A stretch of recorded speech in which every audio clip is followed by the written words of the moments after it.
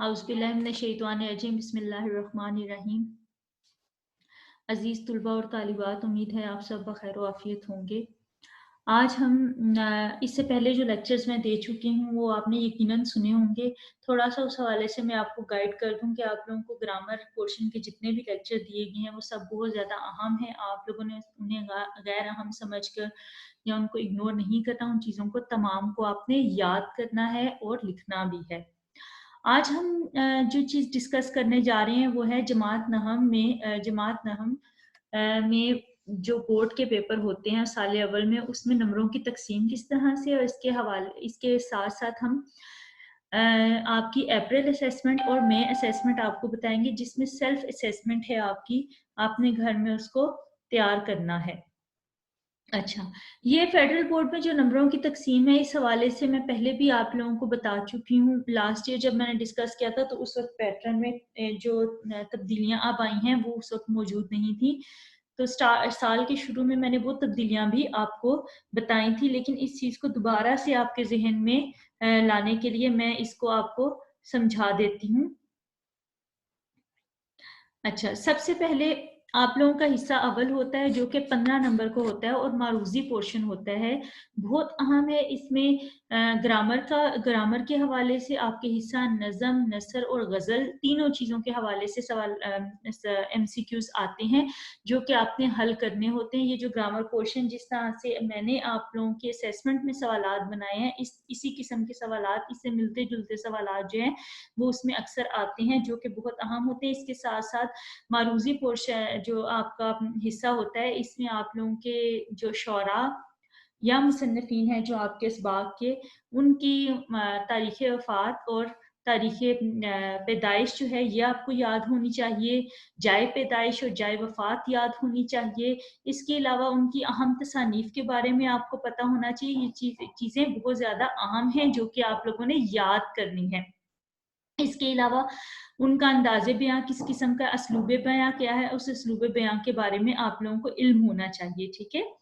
इसके बाद आ जाता है आप लोगों का हिस्सा दोम। हिस्सा दोम जो है ये 34 नंबर यानी कि 34 मार्क्स पर मुश्तमिल है।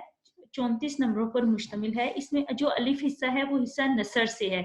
जो आपके असबाग दिए गए हैं इनमें इनके असबाग के हवाले से सवालात, इनके मुसन्निफ़ीन के हवाले से सवालात, उनकी तसानीफ़ के हवाले से सवालात, किसी भी किस्म का कोई भी सवाल सबक में से या तारुफ में से किसी जगह से भी आ सकता है, वो आप लोगों को पता होना चाहिए। इसके लिए ज़रूरी है कि आप पूरा तारुफ अच्छे तरीके से याद कर लें। अब आगे आ जाता है आप लोगों का हिस्सा ग़ज़ल। हिस्सा ग़ज़ल और नज़म जो है इसमें ये 10 नंबर का पोर्शन आपका बना दिया गया है, बे हिस्सा आ गया है। अच्छा, इसमें आप लोगों ने क्या करना है, इसमें आपके ग़ज़ल के हवाले से आपको जो सवालात हैं वो हैं, उनके शोरा के हवाले से, सने पैदाइश, जाए पैदाइश, उनकी तसानीफ़ के हवाले से, उनके उसलूब बयाँ के, ख़ास तौर पे उसलूब बयाँ और तसानीफ़ के सवालात बहुत ज़्यादा अहम हैं इस हिस्से के हवाले से, कि असलूब बयाँ की अहम खूबियाँ क्या हैं। इसके अलावा इनडायरेक्टली आप लोगों को मरकज़ी ख़याल भी आ सकते हैं जो कि आप लोगों को बहरहाल याद करने होते हैं। हिस्सा ग्रामर के, अब इसमें जो जीम हिस्सा है ये हिस्सा ग्रामर पर मुश्तमिल है। पहले ये 10 नंबर का होता था, लेकिन अब इसको 3 हिस्सों में डिवाइड करके, 2 से 3 हिस्सों में डिवाइड करके अब आप लोगों का ये 8 नंबर का कर दिया गया है। हिस्सा ग्रामर के हवाले से आपने ये बात ज़हन नशीन रखनी है कि आपके मुहावरात आ सकते हैं, आपके इराब आ सकते हैं, आपके अल्फाज मानी आ सकते हैं, अल्फाज मुतज़ाद आ सकते हैं, आपकी तारीफ़ें आ सकती हैं, आप लोगों को उससे रिलेटेड कोई भी सवाल किसी भी किस्म का आ सकता है जो आप लोगों के सिलेबस में मौजूद है। इसलिए अपनी किताब के हर लफ्ज़ को, जो जितनी भी ग्रामर दी है उसको आपने अच्छे तरीके से याद करना है। ये हिस्सा दोम आपका हो गया। अब हिस्सा सोम है। हिस्सा सोम जो है ये आम तौर पर तुलबा के लिए थोड़ा-सा मुश्किल इसलिए होता है कि आप लोगों की उर्दू ज़ुबान पर जो गिरफ्त है वो काफ़ी कमज़ोर है।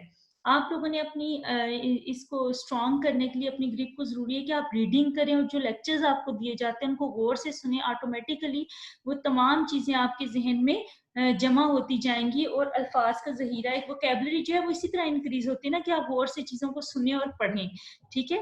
तो जब ये लेक्चर दिए जाते हैं इसबाक से, इसलिए इसबाक को जो है वो उनकी इक़्तिबासात को बार-बार जो है वो, या ग़ज़ल नज़म की जो तशरीह होती है उसको बार-बार आप लोगों के लिए ایکسپلین کیا جاتا ہے، اس کو اس کی وضاحت کی جاتی ہے، اسی لیے وضاحت کی جاتی ہے کہ وہاں سے الفاظ کا ذخیرہ آپ لوگوں کے پاس آ جائے۔ تو یہاں پہ سوال نمبر 3 جو آپ کا شروع ہو جاتا ہے، سوال نمبر 2 حصہ دوم کا ہم نے ڈسکس کر لیا، اب سوال نمبر 3 ہے، یہ حصہ سوم ہے جس میں دی گئی اقتباس کی تشریح حصہ نثر۔ اب یہ حصہ نثر سے دی جاتی ہے تشریح، آپ کے اسباق جتنے بھی ہیں ان میں سے کوئی ایک اقتباس دی جاتی ہے، آپ کو کہا جاتا ہے کہ مصنف اور سبق کا نام تحریر کریں، یہ پیراگراف جو لیا گیا یہ سبق کس حصے سے لیا گیا ہے اور اس میں کیا چیز بیان کی، اس کو آپ نے ایکسپلین کرنا ہے، اس کی تشریح لکھنی ہے۔ اب مثال کے طور پہ اگر آپ کو 4 لائنیں دی گئی ہیں تو آپ نے 8 سے 10 سے 12 لائنوں تک کی تشریح تحریر کرنی ہے۔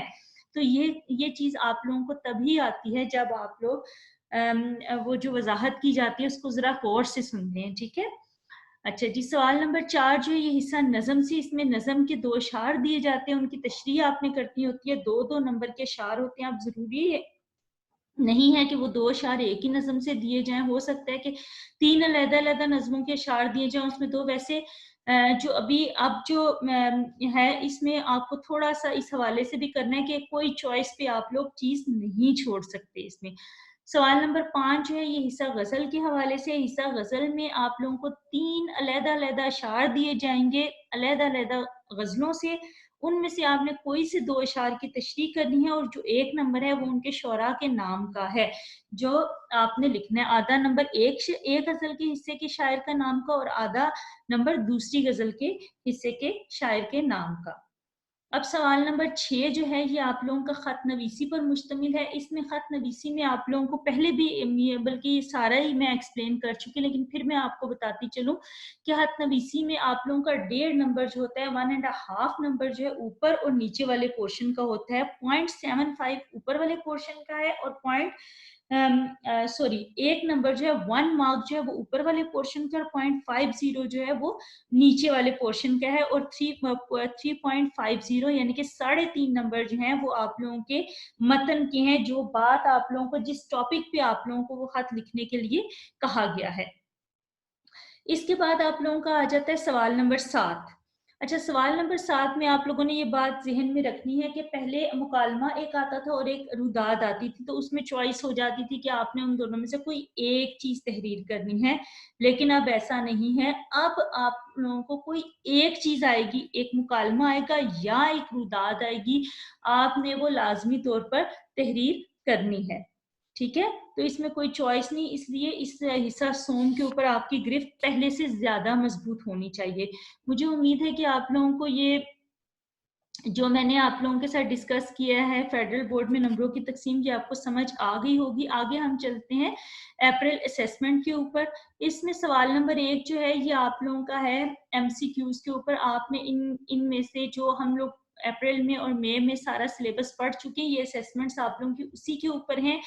آپ لوگوں نے کیا کرنا ہے، ایک دفعہ پہلے پورے لیکچرز کو اچھے طریقے سے سن لیں، اگر آپ لوگوں کو نہیں سمجھ رہا پھر اس کے بعد ان کو بند کر دیا، سن لیا، اس کے بعد آپ نے آ کے اس کو حل کرنا ہے، یا جس طرح بھی آپ لوگوں کو بہتر لگتا ہے اس کو حل کرنا ہے۔ سوال نمبر 2 جو ہے وہ آپ لوگوں کے سوالات ہیں اور وہی جو میں نے لیکچرز دیے ہیں انہی کے اوپر سیم وہی چیزیں ہیں، کوئی اس میں آپ لوگوں نے مختلف چیز نہیں لکھی، وہی چیز ہے۔ پھر سوال نمبر 3 جو ہے یہ اپنے بیرون ملک رہنے والے دوست کے نام آپ نے خط تحریر کرنا ہے اور اس کو بتانا ہے کورونا وائرس کے باعث جس قسم کے حالات ہیں، آپ جو محسوس کرتے ہیں، جو چیز آپ محسوس کرتے ہیں، آپ نے اس کے بارے میں اس کو بیان کرنا ہے، ٹھیک ہے۔ یہ بڑی عام سی بات ہے کہ ہماری سوسائٹی کا ہر بندہ اس وقت جو ہے، سوسائٹی کا نہیں بلکہ پوری دنیا کے لوگ جو ہیں وہ ان حالات سے متاثر ہو رہے ہیں، تو اس چیز کو آپ لوگوں نے اپنے الفاظ میں بیان کر کے لکھنا ہے، خط کے تمام حصوں کو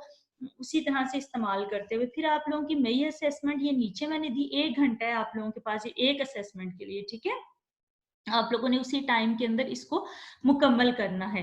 اچھا جی، یہ آپ لوگوں کے اسی طرح ایم سی کیوز دیے میں ہیں، آپ لوگوں نے ان میں سے جو ہے وہ کسی ایک کو آپشن کو جو ہے وہ درست کرنا ہے۔ اس کے بعد آپ لوگوں کا جو مندرجہ ذیل سوالات کے جوابات تحریر کریں، اس میں بھی آپ لوگوں کے 5 सवालात मैंने दिए हैं, फ़िक़रात की दुरुस्ती भी दी है, मुरक्कब नाक़िस, मुरक्कब ताम भी दिए, रोज़मर्रा मुहावरा, मुकालमा की तारीफ़, ड्रामा की तारीफ़, ये आप लोगों की वही चीज़ें हैं जो आप लोगों को मैं पिछले लेक्चर्स में करवा चुकी हूँ। आगे आप लोगों ने मुकालमा तहरीर करने आजकल जो बच्चों का या असातिज़ा का जो हॉट टॉपिक है वो ये है कि जो मैट्रिक के इम्तिहानात मनसूख हुए हैं फ़िलहाल, उनका आने वाले वक़्त में क्या मुस्तक़बिल में हमारे बच्चों पर क्या असर होने वाला है। तो या स्टूडेंट्स क्या इस हवाले से सोचते हैं या वो तुलबा जो पढ़ने वाले हैं वो क्या सोचते हैं।